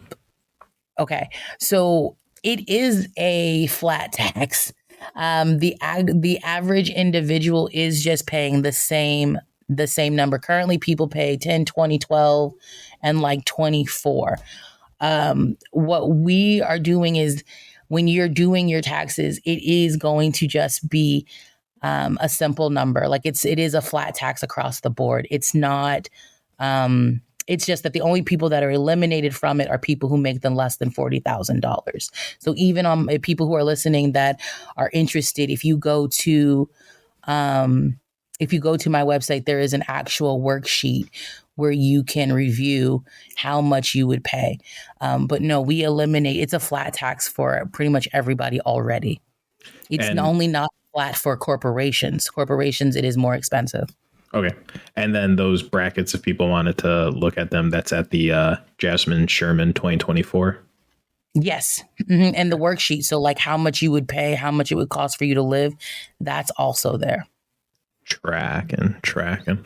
I think I heard Harold mention it with the kind of the how our mainstream Democrats, I don't mean to lump socialists, communists, leftists, and Democrats together, but obviously we currently operate in a two-party system of Democrats and Republicans for the sake of simplicity. Democrats are currently calling it a wealth tax, maybe. What is the line of thinking, the decision on the 100% tax on anything past $1 billion? Because obviously people could live comfortable at 100 million, 10 million, and even a million. Let me be clear. We take it. Like there's no taxing it because they don't have it, right? Like, Why so like high? every Why month not Elon. Say it again. But why so high? Like why $1 billion? Because I thought that because I guess So at the time, So the reason I capped it at $1 billion is because Americans have this obsession with being rich. They have this weird fantasy about, and so like I really want to win, and so I'm not going to say anything that I know my base would be turned off of. And they like billionaires. There's a song that says, "I want to be a billionaire so fucking bad." Like it's in our zeitgeist. Yep. People have no problem eating the rich after $1 billion. So I'm going with what my public wants. They want. I think you'd be fine off of, $200 million, but my base thinks that it's billionaires that are the problem. They think billionaires shouldn't exist, not millionaires. Mm-hmm. Yeah, that makes sense to me. That was my guess because I did, anyone on the left at this point thinks even having $1 billion is just amoral in this day and age. And then like even anything over, honestly, I don't get more than 10 million personally. But maybe my needs are... Because you've never been on a super yacht, Harold. You've never been on a super yacht. You've never been able to tell someone, take a birthday candle, put it between your two butt cheeks and light it on fire.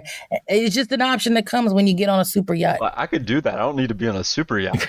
Never asked. But the super yacht is super expensive. It's something about the motion of the boat, Harold. You got to want nice things. But yeah, kids like billionaires. I got a bathtub. I can buy candles. Now you're trying to do the Aldi version of yacht life. It's not going to work. I'll buy a hat too. One of those sailor hats. Like, what else am I missing? I love it. No, but and this is the real thing, right? Like, as much as I want to do the right thing, I need to win. And that means as a politician, not every idea that I have, my base likes. So this policy, this plan, like, it was really a coming to terms. There was a lot of arguments over this, but if we want to win, it has to be something that maybe a Republican can actually vote for. Yeah, right? I really like that. I 100% agree too. Like $1 billion is that nice number that no rich person is gonna be like, I can't make money anymore. Right. It eliminates the bullshit. That's like everybody worries about Black History Month and Asian. I'm giving white people a month. Alabaster April is all y'all's. It's time that we actually give people equality. White people can have a month, and why not give them April? If you made a TikTok video of that, I'm sure you'll get a lot of attention.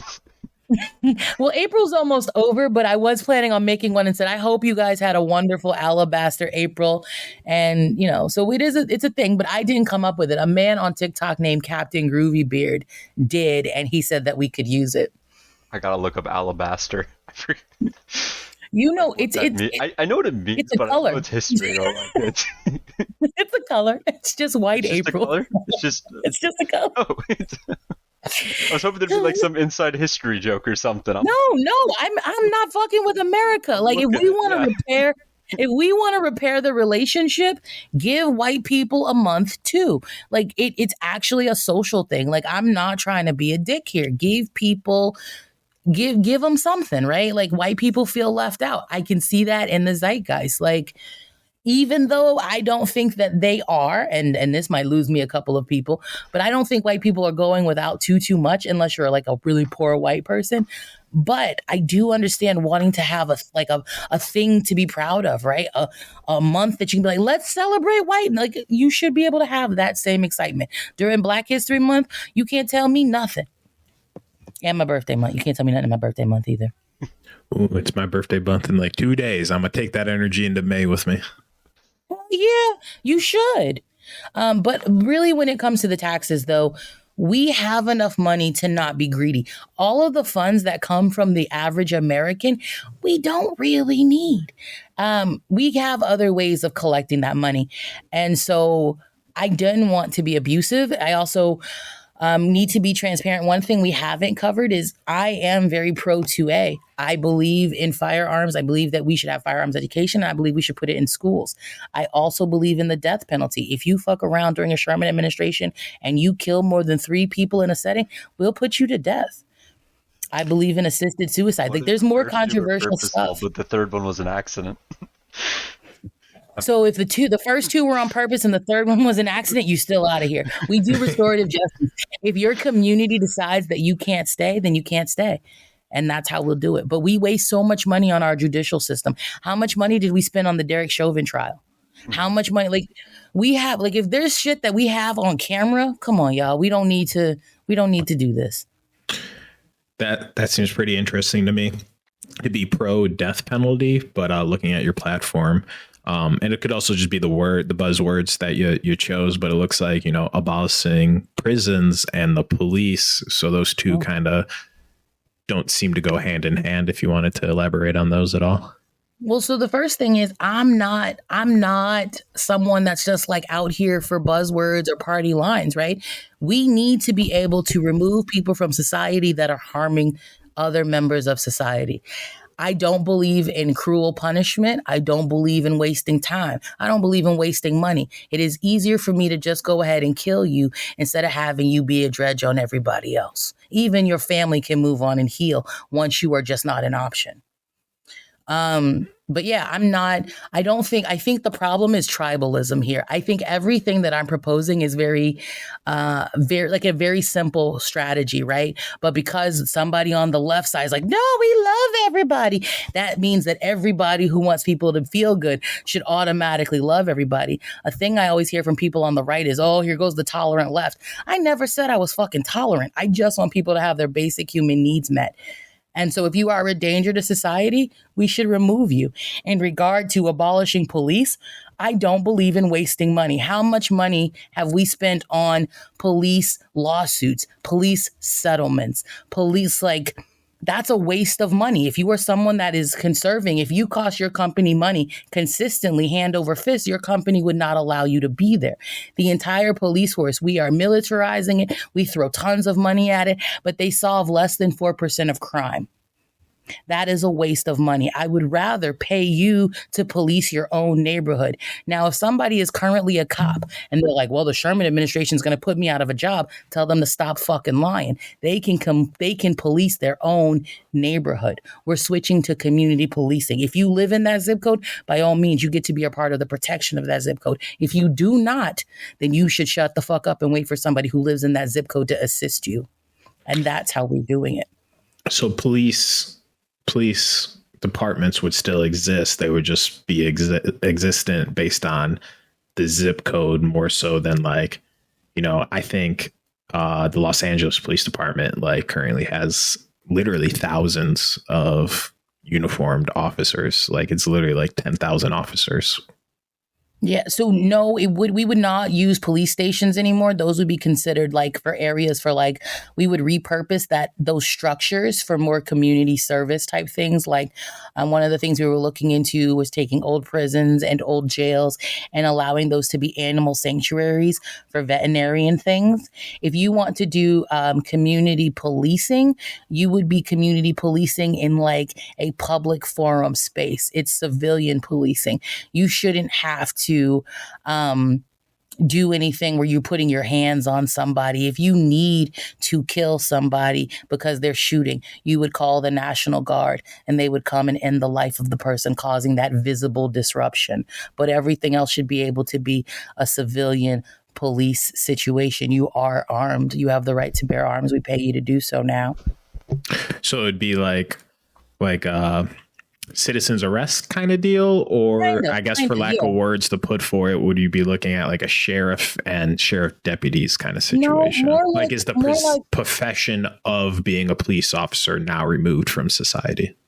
Yes, the profession is gone. You would be like a community liaison volunteer. You would be a task force member, but policing themselves, police buildings, police entities, unions would be gone. You would just be the person, like your neighborhood watch. Don't think police, think neighborhood watch. I think that's a better, closer type of thing, because you live in the neighborhood. You know Charles is drunk. He goes to school with your kids. You know Charles. You have a relationship with Charles. You can get Charles to walk with you home. You can calm him down. You know what I'm saying? I do agree that the police are a very reactionary force, but almost due to the nature of the job. So if the police are gone, I think there are some skill sets when it comes to detectives and stuff, or certain agents who would look into murders, rapes, larcenies, arson, things like that. The insurance companies that look into that with their own investigators. Now, police only solve 4% of crime. There's like Law and Order is fictitious. They're not solving it every time. Have you ever gotten robbed before? They never bring your shit back. They give you a receipt to turn into your insurance company. Like, that's all it is. When it comes to detectives, people already within the communities know who did the crime, right? If we allow it to be a restorative justice system with community policing, they already know who committed the murder. It's not something that really has to be investigated, right? I think that's just a parameter that's set up now, more like not a boogeyman, but a thing to scare people. Right now, murders don't get solved. I will be one of the executive orders I'm doing is we will be testing every single rape kit on a shelf in every stored area in the United States of America and exposing all of the predators. That's part of the Vote Sherman goodie bag. When it comes to things like, you have an active shooter, or, say you have some kind of you would call the National Guard. Combat occurring. So the National Guard response time, how do we set that up to be reasonable? So National Guard already turns out with some police stations right now. It's already happening. In a lot of areas, they don't have a huge police presence, so they're already relying on that service to participate. We would just have more of them. That would be it. And now let me be clear, they're coming to end lives. Like, we're not, if it's a situation where, and this is again, me saving money. If it's a situation where you have to call a gun, we're going to use the gun, right? Because we would have talked you down if we could have done it already.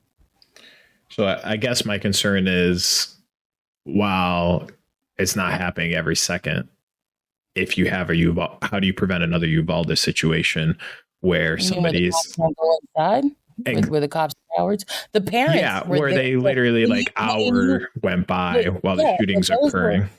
But that was with cops. The people who are not afraid to go in to get those kids were the parents. So me doing community policing, if your kids are in a building, you telling me you're not going in?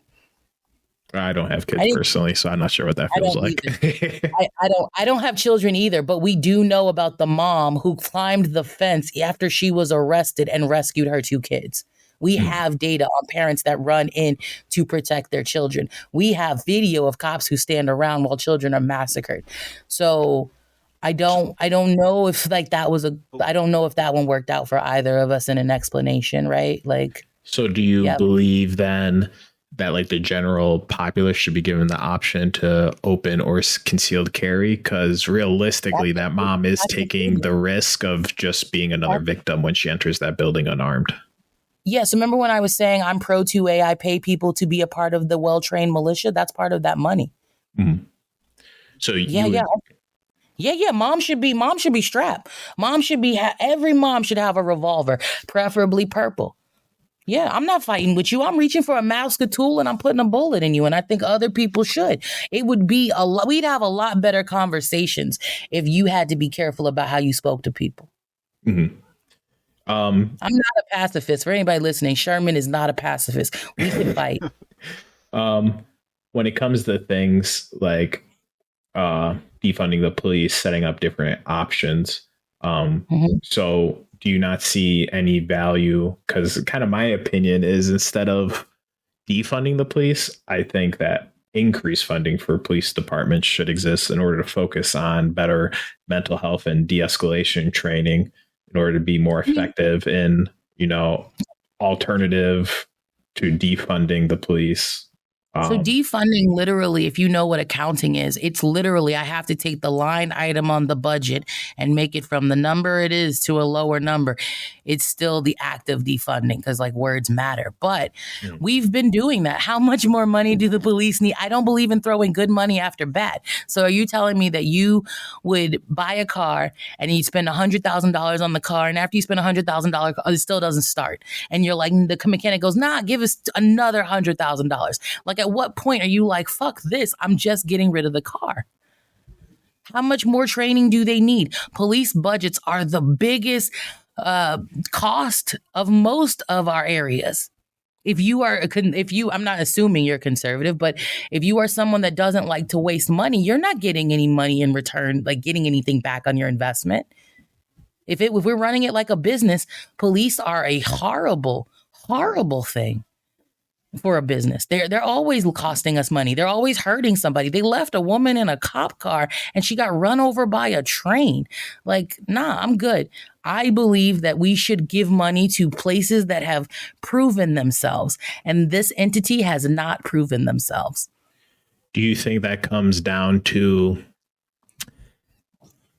events since 9/11 and the introduction of the 1033 program, where a lot of militarized equipment was being brought offline from the Department of Homeland Security and Department of Defense, and then, kind of trying to turn a buck made available to police departments, then increasing the militarization of police departments and a less focus on this mental health and de-escalation training, more so the system that is in place is bad, let's fix it, instead of just throwing the whole car out kind of deal. And I get you, you're saying at what point do you cut your losses, but do you think we can honestly say anyone's made an earnest attempt in actually trying to fix it before we throw it away? What I would say is that's not my problem, right? Y'all had all this time before my black ass decided to run for office to do all these things. I'm not going to use my little time to fix what I want to fix, to worry about what somebody should have, could have, would have done. They didn't, and I can't be bothered with that. So I'm not trying to be ugly about your question, but nah, I'm not worried about problems that I have foreseen or done my math on that don't make sense to me. I don't even like to fantasize about things I can't grasp. So kind of left up to the communities to police and handle themselves if whatever is going on from somebody speeding. That's not what I said. I thought you said community policing. I said closer to neighborhood watch. Yeah, community. But if somebody's speeding, they don't need to die for that. They don't even need to be pulled over. We send them a ticket in the mail, use the cameras. If somebody is harming people, then you would send a social worker and the civilian person to de-escalate that. Again, you're only working in the neighborhoods where you live. So you have a rapport with these people. Right. And if the person isn't sustainable, then you would make that call. If we have to escalate this to that point, then you would make that call, and then the problem would be solved. But one of the things that I would like to have you all think about, by reducing the amount of hours that people have to go to work and do, because they have guaranteed housing, they have an indexed living wage, they have no rent and no mortgage. Now you have an opportunity to know your neighbors. You have no more stress that's causing the domestic violence of fighting.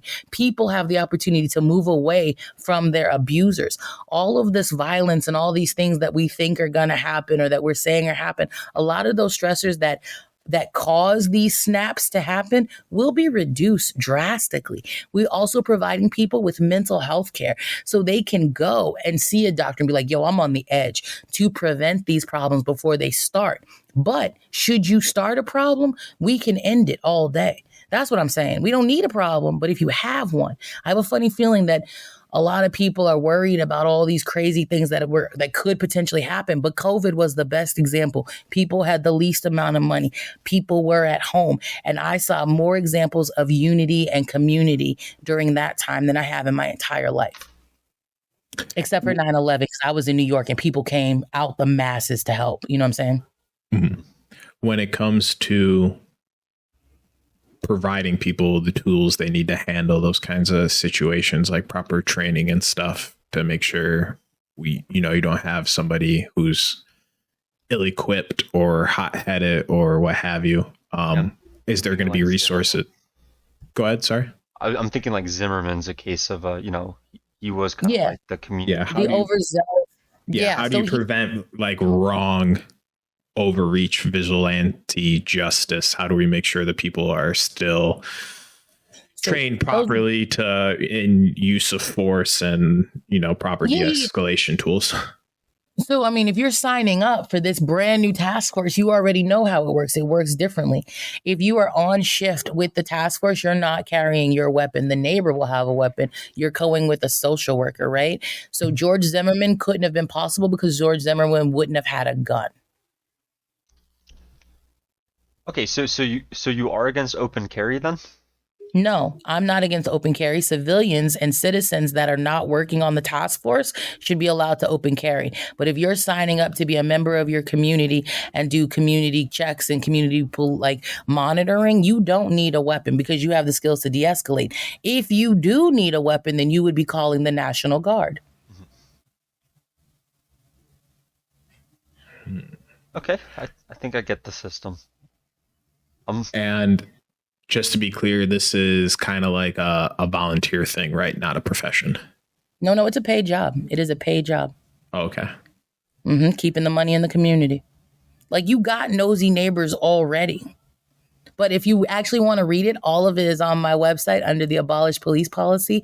And if you can't read it because you're busy or because America has an education system where people don't have higher than a 5th grade reading level, you click the audiobook link and this pretty little lady, she pops right on up. Her name's Stephanie, and she'll read it to you. I'm a big fan of audiobooks personally. I like to listen to them in the car when I'm driving and when I go on runs. If it's not one of those two things, usually not consuming literature, if I'm being honest. That's what I'm saying. We're the only political campaign that has made our website a truly accessible thing for all Americans. Another interesting thing made me think about it when you're saying kind of bring things back to the community. I noticed one of the things that your platform was kind of built on was land back. Could you elaborate on? Because I feel like based on that, I have an idea, but I feel like that's not something that's discussed in public policy too often. Fair. So just so people can understand where the concept comes, if you go out tomorrow and you buy a stolen car, the police, should they find you, only solve 4% of crime. But if the police do find you, they say you got to give the car back, right? This land that you live on, that your grandparents lived on, that their grandparents lived on, at one point, somebody in your family stole it. Somebody in your family stole it and took it from the original people. So we are giving, and we have a way to track it, so you don't have to worry about reinventing the wheel. We have a way to verify what's happening. We will be giving them the land back. So they would become the stewards of the land, and you would still be allowed to remain in your home. It's just that now the people who originally owned the land say that we need to plant female trees. We'll plant female trees, which will reduce the pollen and all of the stuff in the air. We're just giving the indigenous community back their land. And we would just be the guest on it, which is how we get away with you living in your house, not paying rent or paying mortgage because you don't own it. When you're going back in that timeline, where do you draw the line, timestamp wise, on land being taken? Because obviously throughout history, conquest and warfare has always existed. So even before the quote unquote discovery of a place that's already existed that they then decided was the new world, and mass migration of, white people started coming over and,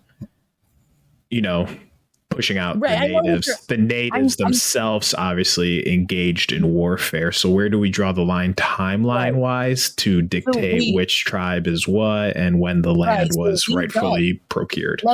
We don't. So they already have done that. The indigenous communities have gotten together and made their own fucking website that's got all that information. We don't have to do shit. They already know what they own.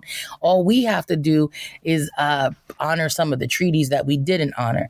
But that's worked out later because I haven't finished that policy, so I don't want to lie to you. But we don't have to do that. We don't have to reinvent the wheel. There's already accredited information out there, so we would just use that.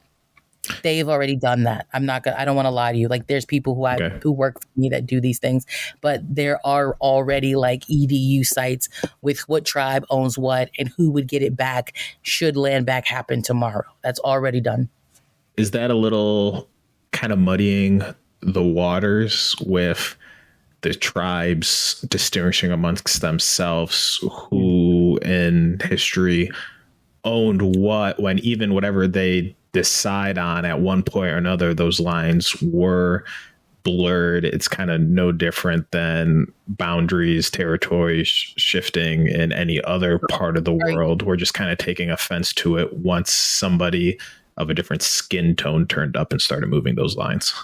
So we didn't just move those lines. We commit, and I'm not going to say we, because some of us are not non-melanated. Your ancestors, and I'm saying that because I'm assuming you're not brown, Mr. Dempsey. I am. Fun fact, actually 1/3 Native American. Okay, well, good thing that you're going to learn something great here. Indigenous communities don't view that the same way that you just proposed that question.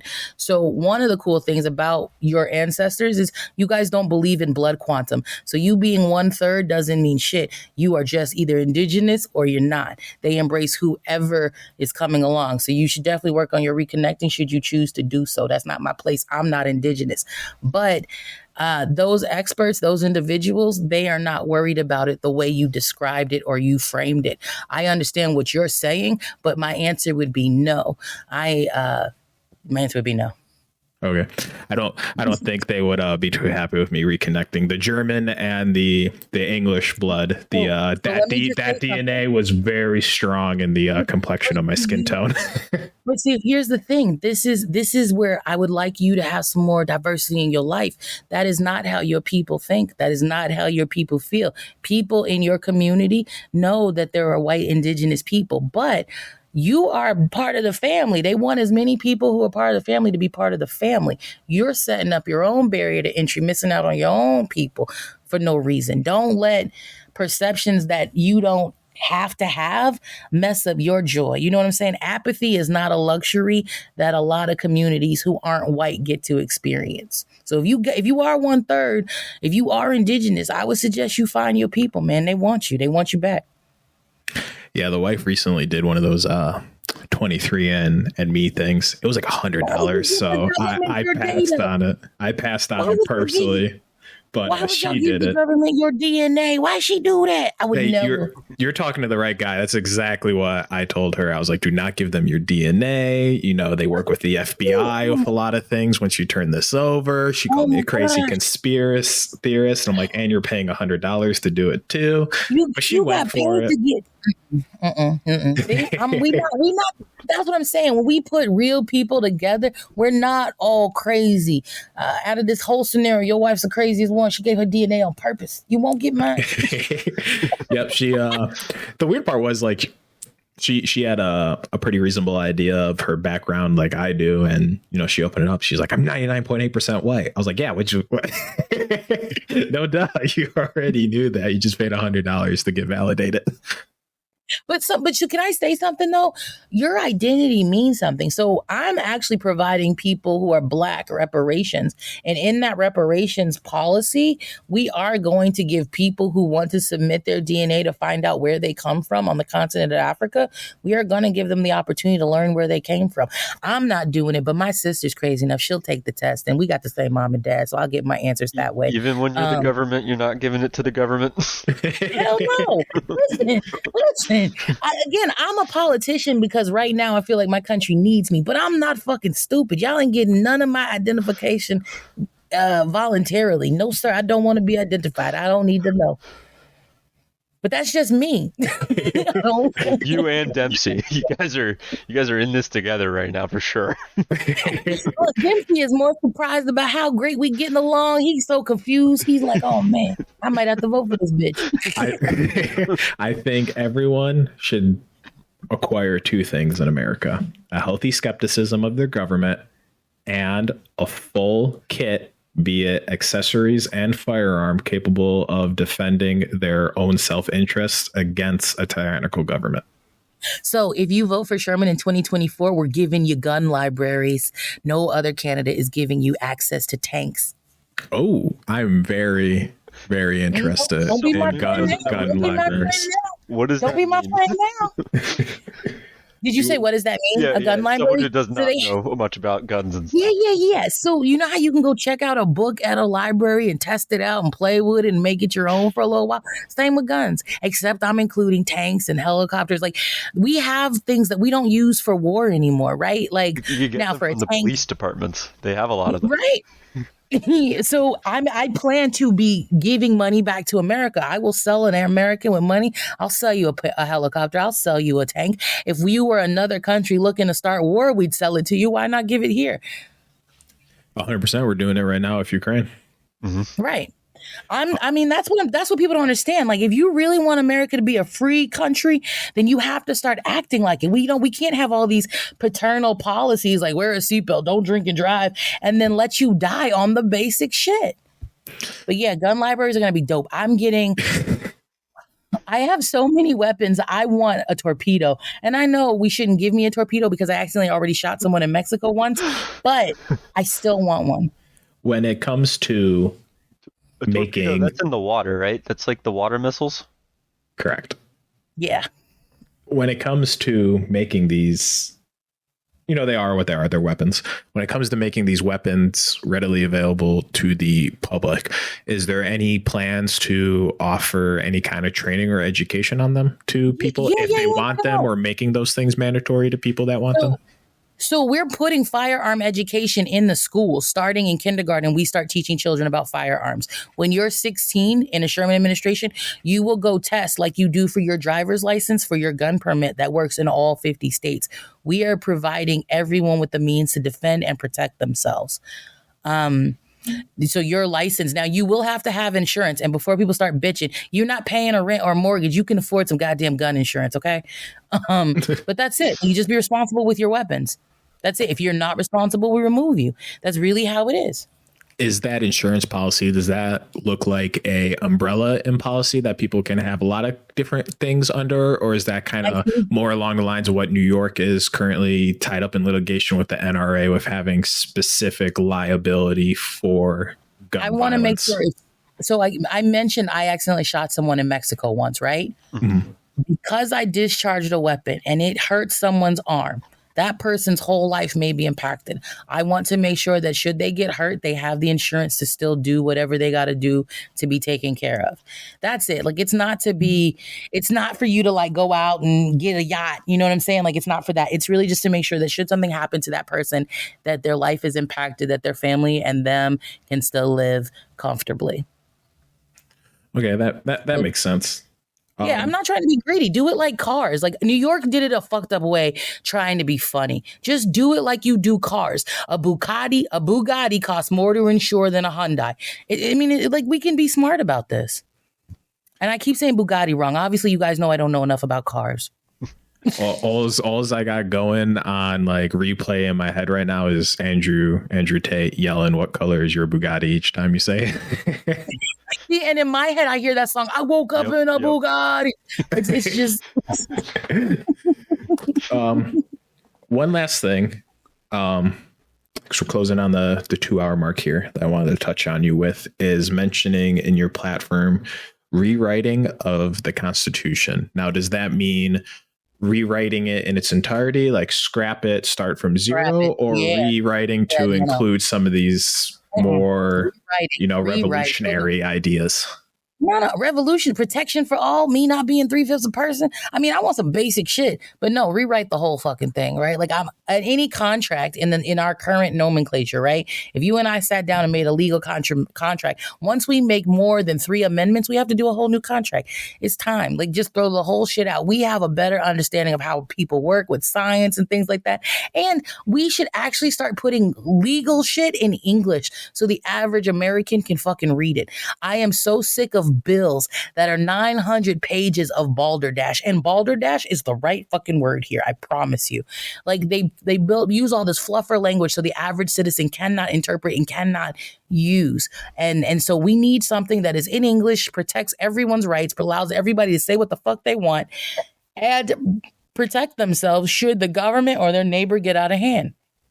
How are you looking at a rewrite of the system too on how implementing policy at the constitutional level works, or how do we get a buy-in to get the ratification of 3/4 of states, including the houses and senates of each state? The Republicans are already doing it, right? They're already putting together a constitutional convention. Not enough states have signed on, but I'm confident. Like I'm not reinventing the wheel here, right? I'm just doing basic needs. I would not be somebody that would be able to weigh in on the Constitution rewriting at all anyway, based on what little I do know about that portion of it. What I can do for the American public is make sure that I provide you with the age cap and the term limits. So when you do have this constitutional convention, which again, the Republicans are trying to currently have happen, you have fresh blood. You have fresh humans. You have more humane, empathetic, more educated people. I'm not going to be able to fix everything. I just want to make sure that we put in the Constitution that anything that is a basic human right is something that cannot be commodified. That's all I want. When it comes to the age gaps, sorry, go ahead. Oh, and I also want to be a whole person. None of this 3/5 shit. I'm a big bitch. I'd like all of me to be represented. When it comes to, I just lost my whole train of thought just now. I'm so sorry. It's the big bitch thing that got you. My bad. It derailed me. It derailed me. I didn't mean to. You were talking about Constitution. We were talking about conventions. We were talking about the age limit. The age limit. When it comes to the age limit, I don't think anyone reasonably believes the best person for the job is somebody in their 80s, their 70s, their 60s. But with that being said, 18-year-olds can vote. Mm-hmm. Do you think that should be able to vote? Do you think 18 is the right age? Do you think 16. It should go up, go down? Okay, so down. Do you think 16. The cutoff age that we have for office should also be changed?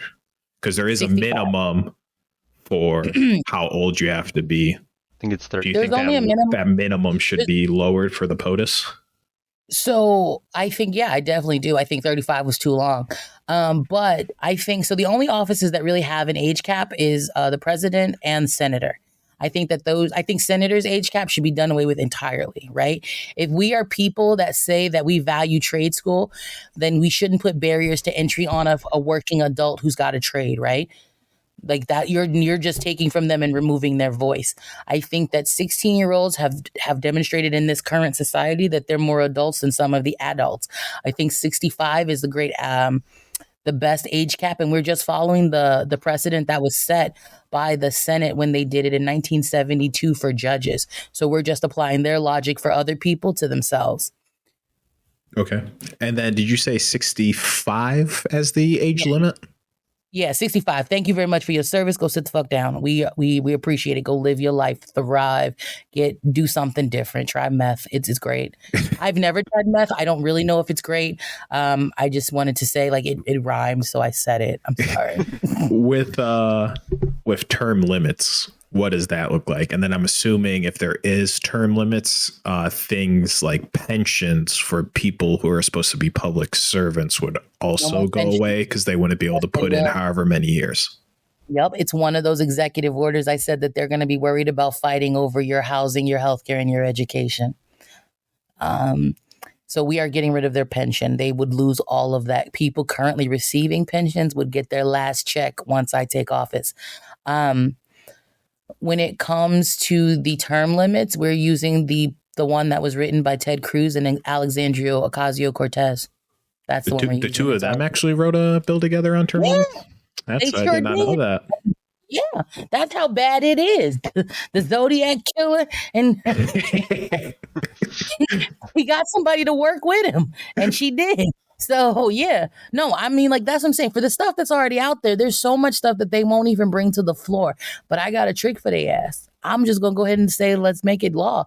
And then you guys should see. Now, let's be very transparent. We all know what happens in this country when someone does something that people don't like. So I am very vigilant about my security. I'm very vigilant about wearing all kinds of protections on me, on my vehicle, on my campaign bus. If you try something, you will get shot back at. And I mean that respectfully.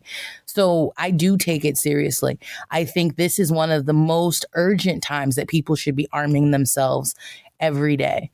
If you are someone that doesn't feel comfortable with a firearm because you're worried that you might harm someone, get a fucking crossbow.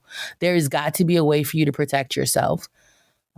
So I'm like, what I'm doing is revolutionary and it is dangerous, but I am going for the full win. And so I wanted your listeners to know, like, this is something that we should take seriously. And if you are someone considering running for office, please run for office to actually make some fucking change. We have enough we have enough individuals out there just trying to collect a check or get famous.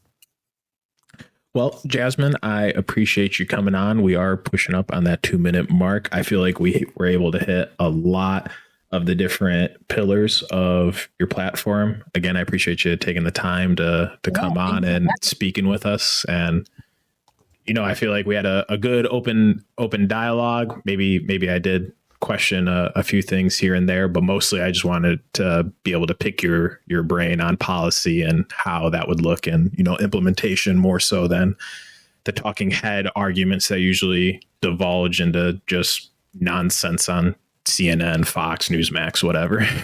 Yeah, no, this was great. I loved all of this. I appreciate it. I felt heard. I didn't feel like I thought you were gonna like come out a bag on me. You know, you heard my ground rules when we started, right? So yeah, I'm extremely grateful. This was a really good experience for me. Is there any socials, anything that people can follow you on besides the website that you want to plug for anyone that wants to reach out and follow you on this journey or get to know you a little bit better? Sure thing. I'm on every social media platform, including OnlyFans, especially for you perverts out there. If you like titties, we got a lady who's reading my policies, titties out. Like, we're on OnlyFans, we're on Reddit. We have a podcast Monday through Friday. And we're on like iHeartRadio, Spotify. It's called The Daily Dump. It's Monday through Friday. It's ridiculous. I'm on it every day. And we're just telling people the news and other political information that you might not get. Anybody who has questions or wants to speak to me directly via my website, jasminesherman.com or fatsocialist.com. I got a lot of websites. You can schedule a 30-minute appointment. This is your country. And even if you just want to tell me why I won't win, I want to hear from you. Like, dead ass. I have nothing to lose but 30 minutes. For all your socials, is that just at Jasmine Sherman? Pretty much it's either, I mean, if you put Jasmine Sherman into Google or on any social media platform, I come up as the first person every time. I'm out there now. So it's pretty easy to find me. But if you're whatever social media platform you're on, we're on Truth Social, we're on Clapper, we're on TikTok, we're on Reddit, we're on Facebook, we're on Tumblr. I didn't even know Tumblr was a thing. We're on Vigo. I mean, we're like literally, I'm fucking everywhere. It's disgusting. We're on Blamazon. We're on Fanbase. Like, I'm tired of listing them. Why are there so many platforms for people that hate each other? Oh my gosh. Tracking. You gotta get the reach. You gotta get out to the people. You know. Yeah. But I think the best part of what we're doing is my tour kicks off in Lexington, Kentucky on June 23rd. Like I had mentioned a little bit, we are not just a political party asking for your donations. We are going to your neighborhoods and we are serving food. And so in exchange for that food, if you give us cash, that is a donation to our campaign. That money will pay our staff, and any excess over the $300,000 we need to get on ballots, all 50 states ballots, is given out in mutual aid. If you are someone that is suffering food insecurity, please contact us. We are feeding people now. We're helping with light bills. We're helping with anything, like, because people are not doing well. If you are someone that wants to start a victory garden, we're providing seeds. I mean, like, this is how we get the revolution started, by knowing that your government should be working for you. Your public servants should be serving you, and anything else that you've been receiving is bullshit. And I'm sorry, but wake up. They should be working for you. Yeah, no, there's a lot of things you mentioned that I can get behind, but you guys heard it here. Jasmine Sherman, follow them on any social media platform that you can think of. You can find them on their own website, their own podcast, everything. This has been the latest episode of Pondering Pennies. Thank you for listening. Thank you, guys.